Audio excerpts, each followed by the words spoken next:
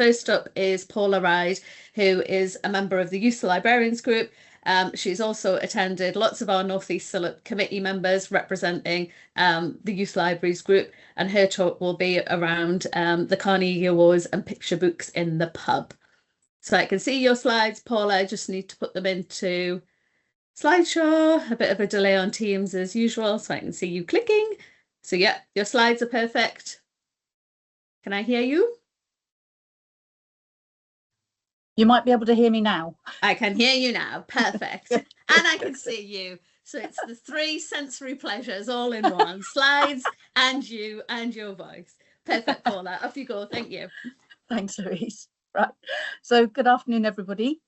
Congratulations for staying on this long.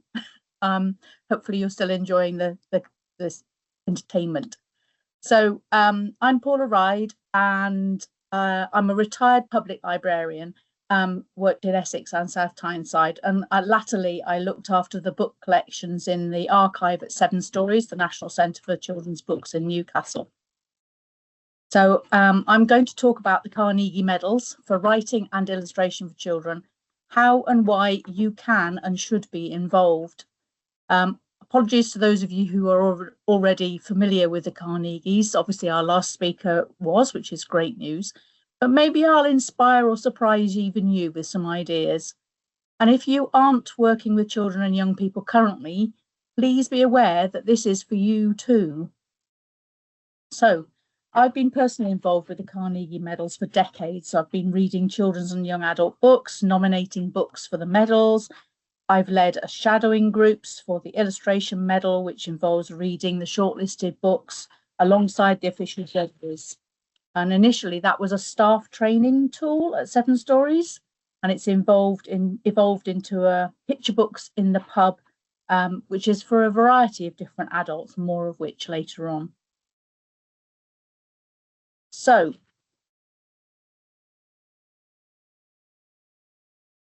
oh, you've gone on to mute somehow, Paula. Thank you. Trigger happy. Or Teams has done it for you. It's not moving on. That's interesting. Oh, I can't get the. You can't get the clicker to move. There's no little arrow. Oh, I had this the other day. Can you share for me then? Yeah, I'm sorry. Do you want to stop? No, you're all right. Yeah, I'm so sorry. Stop sharing, and I shall log in. Sorry, Louise. No, you're right.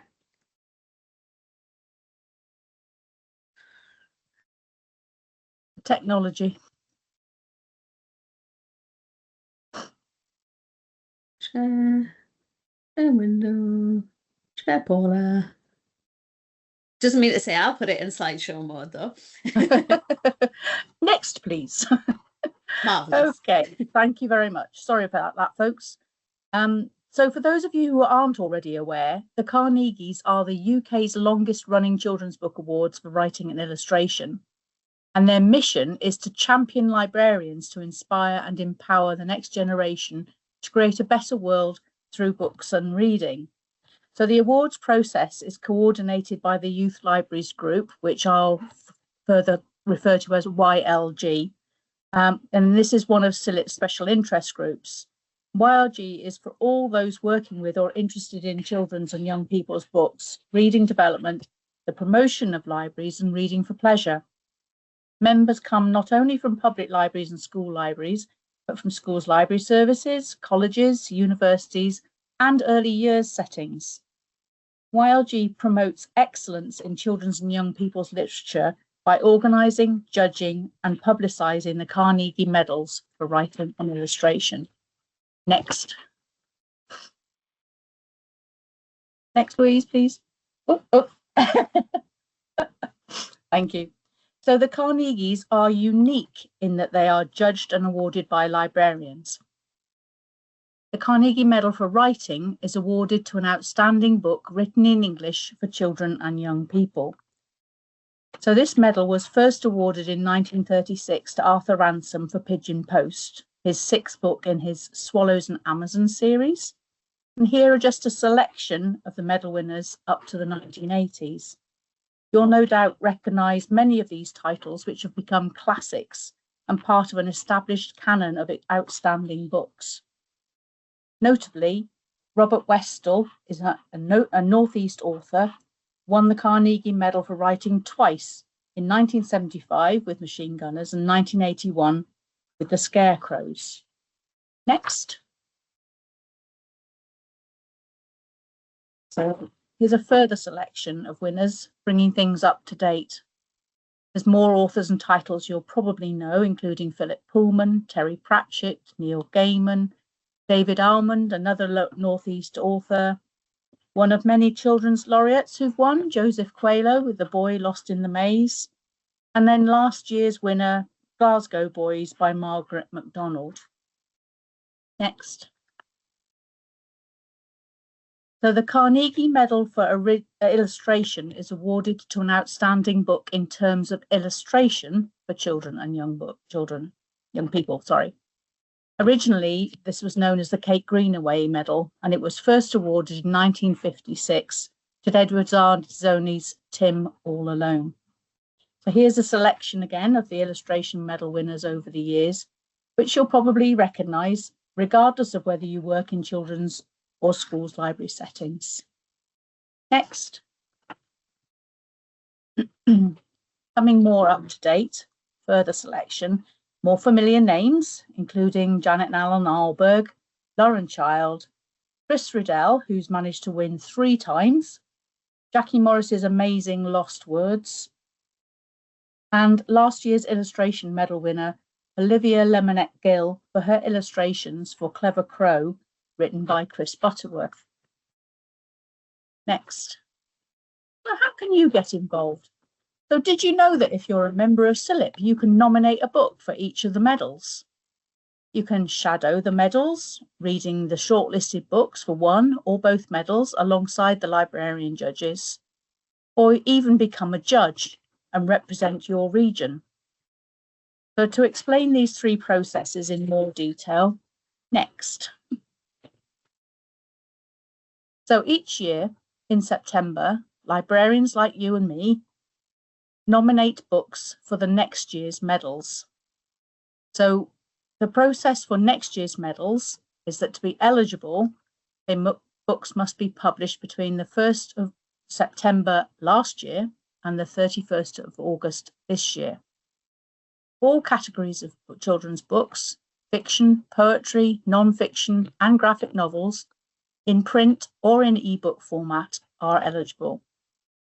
And when you're writing a nomination, which is an online form these days, you're asked to consider a few items as they are shown on the slide. There's obviously a much longer list of full criteria, and there's the link to it on the bottom of the slide. Unlike many book awards, the criteria for the Carnegies are transparent and visible for everyone via this website. The awards are impartial and independent, with librarians nominating the titles rather than publishers submitting them. So you can nominate as a CILIP member, individually, and as part of your local youth libraries group discussions. So in the Northeast, we'll be holding our in-person chat meeting on Saturday, the 22nd of August in Durham Clayport Library. And you're all welcome to come along to see what happens. So once the nominations are in September, next, the judges take over. Next. So I'd like to introduce you to Sophia, who is our current representative for the Northeast on the judging panel. She's a school librarian in County Durham, along with 13 other regional judges. They are the panel. As you can see here, when all the nominated books had been checked for eligibility, the list of 125 titles was released in November last year. So there were 62 books on the writing medal list and 65 on the illustration list. I know the maths don't add up, but there were 2 books that were nominated for both medals. And the judges all had to read all 125 books. On the basis of the medals criteria, the judges decided that 37 books should be long-listed, and that's in February last year, and there were 19 books on each list. By the 11th of March, the judges had reduced this down to 16 books for the shortlists, 8 on each. And we're in the middle of the process at the moment, so on the 23rd of June, the official winners will be announced. So one for each medal chosen by the official judges. Next. So this is where we are at the moment, the shortlist for the 2026 writing medal. As you can see, there are 8 titles on here, which this year are all fiction. They don't have to be fiction. And it's a nice mix of middle grade readers right through to young adult titles. Next. And this is the illustration shortlist, also 8 titles this year. It's a mix of traditional format picture books, with which there are 6, and 2 graphic novels. The illustrators have employed a wide range of different media and techniques this year, including kirigami, the Japanese art of paper cutting and folding. Next. So, between the shortlist announcement in March and the award ceremony in June, you could join or initiate a shadowing group with a group of children at your public library, with a group of pupils at your school, or with a group of adults. So in the Northeast, we have picture books in the pub, which is a group of adults, and the meetings are held virtually. And the Northwest region also have a picture books in the pub, but the other regions, perhaps they need initiating. So as it shows on the bottom of the slide there, you register a shadowing group. It's completely free to do so. And you will automatically receive a pack of posters, bookmarks, stickers, and so on. You can choose to shadow just one of the medals or both. Or you could even shadow an age-inclusive long list, which is new for 2026. Just to reassure you, the shadowers choose their own awards and they have their own medals to give away. So they're chosen and voted for by the young people who participate in the shadowing. Sometimes they agree with the librarian judges, sometimes they vote for other titles. Next. So this is the Carnegies, or parts of the Carnegies website, and it's truly excellent. You can access lots of free resources to make the most of shadowing the shortlists. There are downloadable reading resource packs which are full of ideas for librarians and teachers. These are designed by CILP and the English and Media Centre, so really authoritative. You can also watch videos of the authors and illustrators through the website. You can upload reviews that have been written by your shadowers. And next. You can download extra posters and bookmarks and stickers and booklets for children and teachers to explain copyright. Scholastic provide the book orders, and they send packs of the books at good discounts. And Sora also give free access to digital editions of the shortlisted books for schools. Next.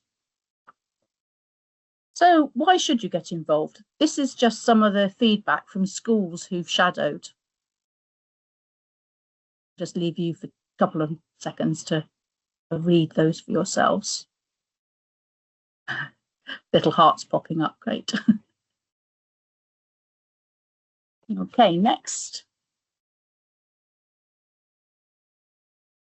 So you could get involved by joining an adult shadowing group like Picture Books in the pub. And you can have a lovely time discussing children's books with other interested adults. Where there are children's librarians, there will almost always be tea, cake, laughs, and possibly glasses of wine. And you'll also get a chance to network with librarians, teachers, and adults working in a variety of different sectors. Just as an example, Picture Books in the Pub currently has a mix of public and school librarians, university librarians, children's literature academics from both the UK and America, and early years sector workers. Next. So here's some feedback from Picture Books in the Pub shadowing group. I'll just read a few of them. It's great to talk with people who love and are interested in books, but come at them from different angles. It helped me understand children's books much more, as well as appreciate the opinions of others, especially on books I really couldn't stand, but others love.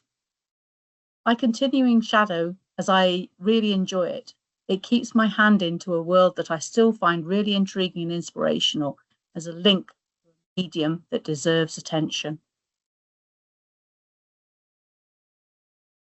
Next.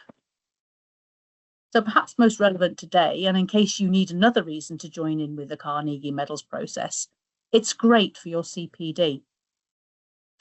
And if you're thinking of applying for CILIP certification, chartership, or revalidating, you can use your experience of nominating the books for the medals, joining a shadowing group or even leading one, and getting involved with the YLG in your region, perhaps. You can use this in your portfolio of evidence, in which you'll be able to show that you've undertaken an activity to develop skills and enhance knowledge. You've engaged with fellow professionals outside of your own workplace. You've increased your understanding of the wider professional context. And for expert advice, perhaps you should contact your local professional registration support officer, who for the CILIP Northeast is Melanie Wood, who's on the call today. So perhaps, Melanie, you could put your contact details in the chat.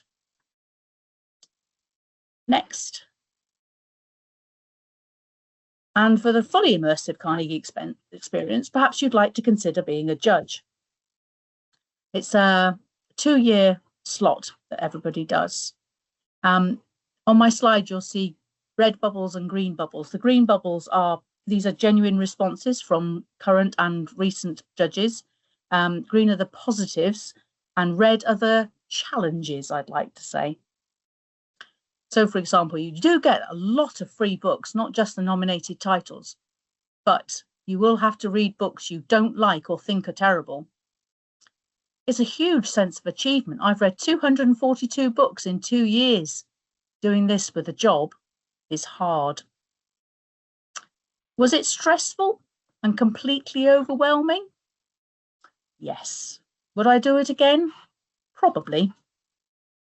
And just for info, 2 CILIP Northeast members who weren't working in public or school libraries have been judges for the Northeast in recent years. Next. And finally, various links and information, my contact details on here. I'll look forward to hopefully seeing some of you at our Northeast nominations meetup, Saturday, the 22nd of August, Durham Clayport Library. And this year's shadowing meetings, we've still got 2 to go. So if you really want to hop in at the end here, do let me know on my personal email. And of course, look out for details in CILIP's Northeast's newsletter. Thank you very much. Are there any questions? Oh, I have to come back in now, and I didn't see any of the hearts, any of the loves, or any of the comments in the chat since I'm sharing. So sorry. that's fine. Anything in the chat, as you say, you've highlighted lots of things that you've done in the region, and we are very lucky to have you as being so proactive as part of this. So lots of committee members that you've talked about have benefited of your engagement and your passion for reading. And I know the people that you mentioned who were the judges previously. So it is a lovely opportunity to showcase this extra piece of work, and obviously some of the examples. I was trying not to laugh too much when you had some of the book jackets on. I'm like, oh, God, I loved reading that when I was younger. I'd love to read that again. So I'm going to go back and see if I can dig out my personal copy of various things. The Machine Gunners is a favourite one. I'm a little bit traumatised by Watership Down, but that's the film version and not the book, quite frankly. But So yes, lots of lovely comments. Being a judge for other things, which is great fun. Encouraging for school students to read. Any questions? I'm just having a scan through. Susie wants the dates. I'm just trying to find the. Oops. And then there's a question: how different are your group's shadow choices to the main judges? Do they align? Do they differ? Is it common? It's quite common that they don't align with the judges. The judges have to, the official judges have to stick to the official criteria, and it's quite a rigorous. Well, it is a rigorous process. I have to fess up at this point, I've actually never been a judge. I have worked alongside many. So yes, the group, partly because of the composition of the group, picture books in the pub, we've got more freedom to respond on a more personal basis. So yeah, sometimes they align and sometimes not. It's a variable process. It's the same with the children when how they respond as well, which is really nice. I think it's really good. How do you give the feedback? Is it written stuff? Is it a scoring card? It's how the judges do, or for outside people. Both, I suppose, both. Right. The judges actually meet, unfortunately, mostly online these days. So they have long discussions there, and there's a lot of pre-reading to do. For the picture books in the pub, as the school and library groups, with the groups of children, they can actually feedback online. So part of the Carnegies website, if you look at the details for each individual book and scroll down and down and down on that page, you then get pages and pages and pages of direct response from the children. So it's a great way for them reviewing books, etc. And you get a wide range of responses. And I think it's really useful for everybody. The authors and illustrators look at them as well, to see what the responses are. Yeah, fascinating. I'll let you glance through the chat because there's lots of positive comments and people sharing stuff. So thank you very much, Paula. You're welcome. Okay.